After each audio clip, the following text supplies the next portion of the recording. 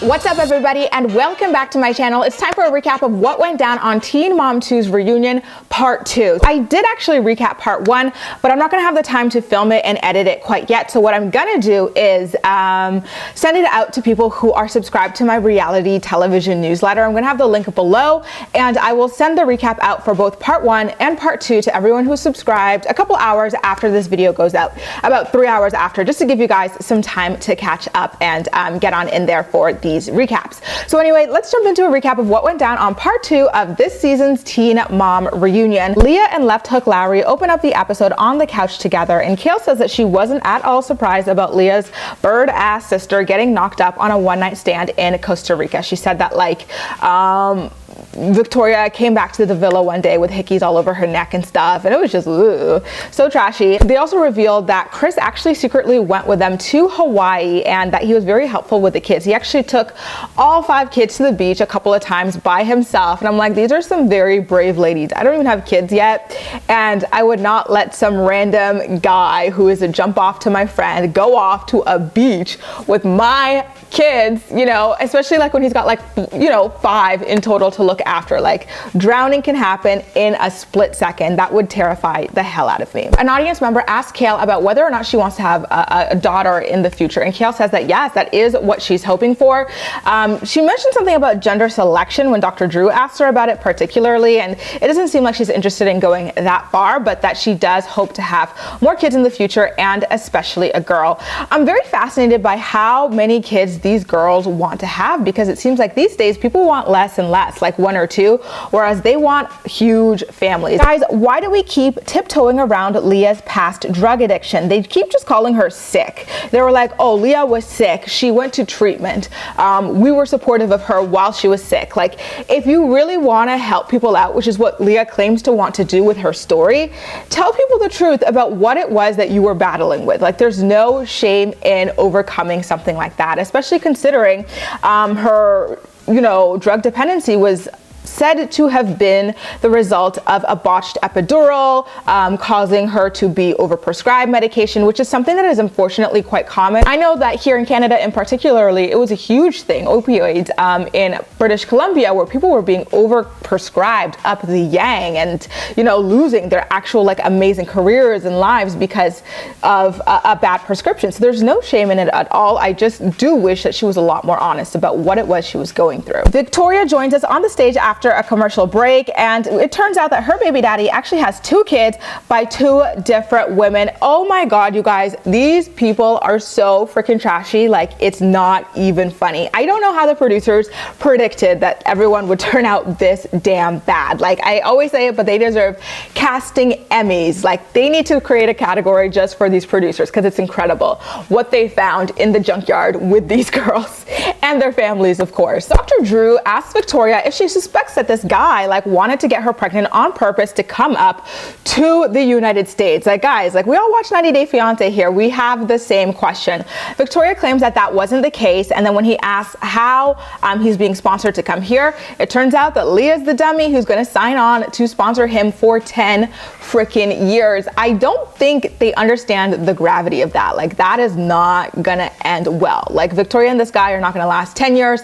They're barely even gonna last 10 months if you ask me, but I do want this to be a trashy spinoff nonetheless. Leah chimes in on the discussion on whether or not he's using Victoria for a green card by claiming that he didn't even actually want to come to America when they offered it to him, and then they continue on to say that he's agreeing to come now. But for someone who didn't even want to come to America, why would he all of a sudden want to come if he already has 2 other kids? Are those kids in Costa Rica? Because if he would leave them to come to America, it tells you everything you need to know about his intentions. Or are these kids from women from other countries like Canada or Australia or something like that? Failed attempts from him to leave Costa Rica for these other countries. I really want to know, and I wish that Dr. Drew or Nessa would have dug in for the details on that, because that would have been quite revealing, don't you think? And speaking of Victoria's baby daddy, we actually get to Skype with him now, and the guy who banged Leah in Costa Rica as well. You could really tell which one of these 2 got the golden ticket just by their smiles. Victoria's baby daddy was radiating. His smile screamed, ha, Got him. And if you really want to throw up here, Dr. Drew asked Victoria's baby daddy why they did not use condoms and protect themselves while they were doing the do over there. And he claims that he actually was about to use a condom, but Victoria stopped him from doing it and requested that he go raw, thrusting in her nether regions. It's like this girl has like a syphilis kink or something like that. I don't know what's going on, but it is downright scary. Did anyone else wonder why Leah would be dumb enough to volunteer the fact that she hooked up with someone as well, and even submit photos so we could all sit there and talk about her thoughtin' and bopping in Costa Rica? Like, it was just so weird. Every little detail about like what you do in your free time doesn't need to be on this show, especially with you having like 3 kids watching. You could have just left the spotlight on your sister without like shining a light on your little hookup. Like the segment about Leah hooking up with this guy was just so weird and random to me. I just felt like she was too dumb to lay low and not put that kind of information out there about herself. Next up, Briana and her ex-boyfriend John join us on the couch. Apparently she actually tried to get back together with him and he turned her down, and she really does seem to still want to be with him and feel like he should have fought a lot harder for her when she tried to dump him by text rather than just accept it for what it is. It was a pretty quick, not that interesting segment, and after that, Devon replaces John on the couch, claiming to see Nova at least once a week. But according to Briana's lie detector test, that was a lie. She says that he doesn't even message Nova on her iPad or anything like that, or go to her gymnastic competitions at all. Dr. Drew asked Devon if he financially contributes to raising Nova, and he says that he does sometimes because money has been tight, especially this past September, which I'm assuming is when he bought that $2,000 Burberry coat. Brittany really killed it playing counselor for their relationship. I find her so funny, and man, her curls were popping in that scene. Another commercial comes and goes, and Jade's grandma joins us on the couch with her and her mom. Her grandma looks about the same age as her mom, so I wonder just how young she was when she had her mom. The amount of time we spent talking about Jade's mom was just so freaking weird. Like, we were like, oh, so Jade's mom, like, we're worried about like her addiction creeping up. She's doing well now, but addiction is always going to be in the background, threatening to take over her life again. And so Jade's mom gets super defensive, feeling as though she's being called a bad mother, a hopeless drug addict, like, and all of these things. And so she storms off the stage talking about how she would whoop her daughter Jade's ass after crying about, you know,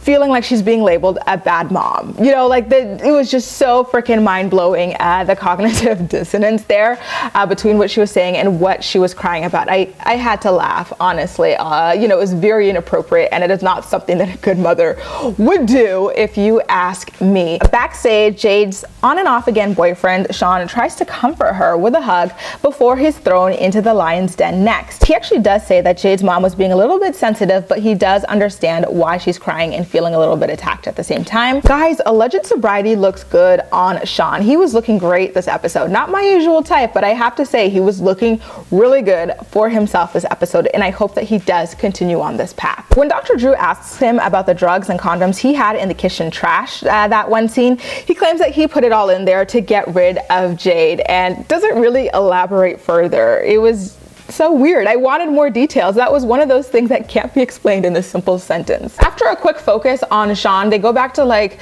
badgering Jade's mom, which I don't understand. I felt like Jade's scenes in part 1 and part 2 mainly revolved around her mom and then a sliver around Sean, but like what was really up with Jade herself? Like, I, you know, felt like she was quite overlooked, which is unfortunate because she did do quite a lot herself, and like she was doing her cosmetology school, which was something that would have been great to shine a light on. I think she had graduated by the time that this reunion was filmed, so it would have been great to celebrate that for her, but none of that took place, or, you know, at least made it to the final scenes of the episodes, which sucked for Jade. I really like her. Like, you know, I know she's got a lot of issues and she keeps going back and forth with this guy, but I do actually quite like her, and I think she's so pretty. I love looking at her eyeshadow with her big Bambi eyes. And now the final scene of the episode was Chelsea sitting on the couch talking about the restaurant phone call with Adam's mom. Then we get into her quote unquote designing clothes. Guys, I'm glad that she's doing a lot of things that are exciting to her, and just doing things in general, because like I felt like she was always the most complacent despite being the person with the most opportunity of all of them. So it's nice to finally see her doing something, and I'm glad that it's something that she likes. So anyway, that's a recap of what went down on Teen Mom 2's reunion special part 2. Again, I have both part 1 and 2 written down in recaps. I'm going to be mailing them out to people who are subscribed to my reality television newsletter. If you want to get a copy of those, they're going out in the next 3 hours. Make sure to subscribe. I'm going to put the link down in the description box below where you can go ahead and do that. But as usual, I'm more excited to hear what you have to say about the episode. So please make sure to leave all of your thoughts and opinions in the comment section down below, and we'll chat. That's all for now. Thank you so much for watching, and I'll see you next time.